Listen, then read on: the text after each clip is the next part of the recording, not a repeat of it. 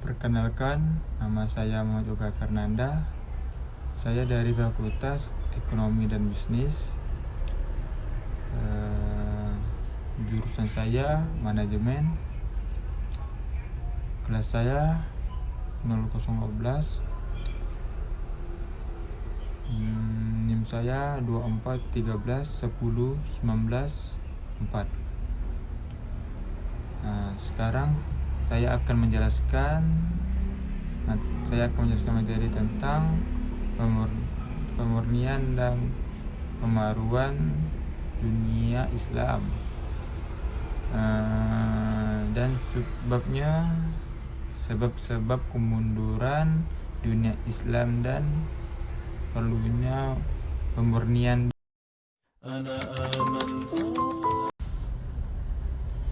Assalamualaikum warahmatullahi wabarakatuh. Pada video kali ini kita akan membahas topik penting dalam sejarah Islam, yaitu memurnikan dan pembaruan di dunia Islam.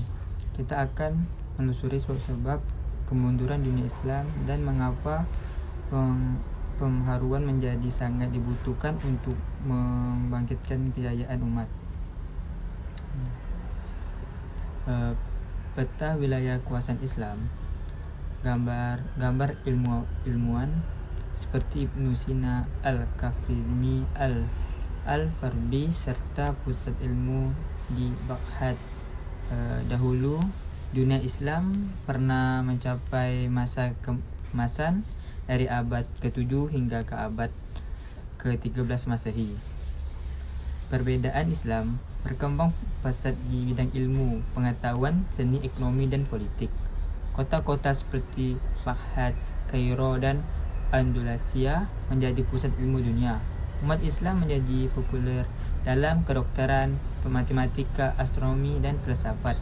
Namun kejayaan itu tidak berlangsung selamanya. Ilustrasi peperangan, perpecahan kerajaan, dan kemewahan istana. Setelah masa keemasan, dunia Islam mulai mengalami kemunduran. Salah satu penyebab utama adalah menurutnya sangat keilmuan jihad. Umat Islam mulai meninggalkan semangat mencari ilmu dan hanya berperang pada pendapat ulama terdahulu tanpa memperbaharuinya. Selain itu, muncul pecahan politik dan feminisme global. Umat Islam terpecah menjadi kelompok dua mazhab, yaitu saling menantang, sehingga melemahkan persatuan umat. Faktor berikutnya adalah kemewahan dan kemerosotan moral di kalangan pengusaha. Banyak pemimpin hidup berfoya-foya lalu terhadap tanggung jawab dan menindas rakyatnya. Kemudian di tengah penjajahan bangsa Barat yang memanfaatnya kelemahan umat Islam, negara-negara Islam satu persatu jatuh ke tangan penjajah dan kekayaan alaminya dieksploitis. Akibat umat Islam terbelakang dalam ekonomi, pendidikan, dan teknologi. Gambar umat miskin, sekolah tertinggal, dan kemunduran kota Islam. Narasinya, kemunduran ini terdampak luas bagi kehidupan umat Islam. Di dunia Islam kehilangan peran pentingnya dalam ilmu, pengetahuan, dan pemerintahan. Banyak masyarakat jatuh ke dalam tahyul, bid'ah, dan keharufat. Mereka lebih percaya pada kekuatan gaib daripada usaha dan ilmu.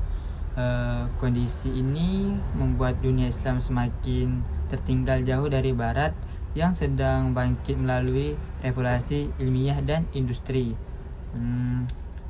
Ulama reformasi seperti Muhammad Abdullah Jamaluddin Al-Fahmi Ar-Rasyid Asyid Ridha Haji Ahmad Dahlan. Narasinya, dalam situasi yang terpuruk itu lahirlah tokoh-tokoh pembaru Islam. Mereka merupakan pemurnian ajaran Islam, yaitu kembali kepada Al-Quran dan Sunnah. Mereka juga mendorong pembaruan tajdid dalam pendidikan, ekonomi, dan pemikiran. Tunjuknya adalah agar umat Islam dapat memenuhi Islam secara rasional, ilmiah, dan sesuai zaman. Di Mesir muncul tokoh seperti Jamiluddin Al-Fahmi dan Muhammad Abduh. Di Indonesia muncul Kiai Ahmad Dahlan yang mendirikan Muhammadiyah sebagai gerakan pembaruan Islam. Bentuk perubahan yang dilakukan Ahmad Dahlan adalah sekolah modern Islam, kegiatan dakwah, dan kegiatan sosial umat. Pembaruan dilakukan di berbagai bidang. Di bidang pendidikan dibuka sekolah-sekolah modern yang menggabungkan ilmu agama dan ilmu umat umum. Di bidang sosial, umat Islam diajak meninggalkan tahayul dan memperkuat solidaritas sosial. Di bidang ekonomi, umat didorong untuk bekerja keras, berdagang, dan mandiri. Sesuai pembaharuan ini wujud kembali sangat Islam murni dan profesional. Penutupnya, kembali kepada Al-Quran dan Sunnah, latar masjid modern dan umat Islam beribadah bersama. Pemurnian dan pembaharuan di dunia Islam bukan hanya tentang masa lalu, tapi juga panggilan bagi kita hari ini. Umat Islam harus terus belajar, bekerja keras, dan menjunjung tinggi nilai-nilai Islam agar kembali menjadi umat yang berkemajuan. Semoga semangat pembaharuan ini terus hidup dalam setiap hati kaum muslim. Waalaikumsalam warahmatullahi wabarakatuh.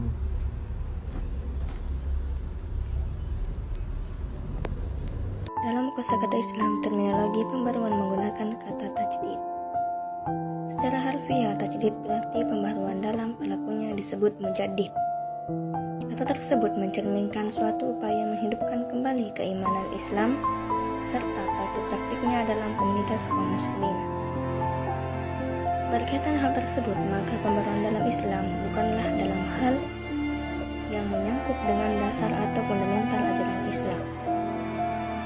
Artinya bahwa pembaruan Islam bukanlah dimaksudkan untuk mengubah, memodifikasi, ataupun merevisi nilai-nilai dan prinsip-prinsip Islam supaya sesuai dengan selera zaman, melainkan lebih berkaitan dengan penafsiran atau interpretasi terhadap ajaran-ajaran dasar agar sesuai dengan kebutuhan perkembangan serta merupakan aktualisasi ajaran tersebut dalam perkembangan sosial.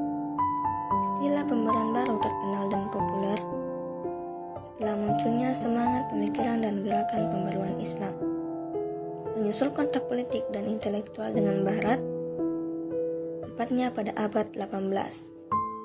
Latar belakang munculnya pembaruan dalam Islam, bidang pendidikan Islam, antara lain adanya situasi sosial keagamaan masyarakat Mesir pada saat itu, yang penuh dengan taklid, bid'ah, dan khurafat serta pemikiran yang statis. Seperti halnya Al-Afghani dan Muhammad Abduh, yang melihat bahwa salah satu penyebab keterbelakangan umat Islam yang amat memprihatinkan adalah hilangnya tradisi intelektual yang pada intinya ialah kebebasan berpikir.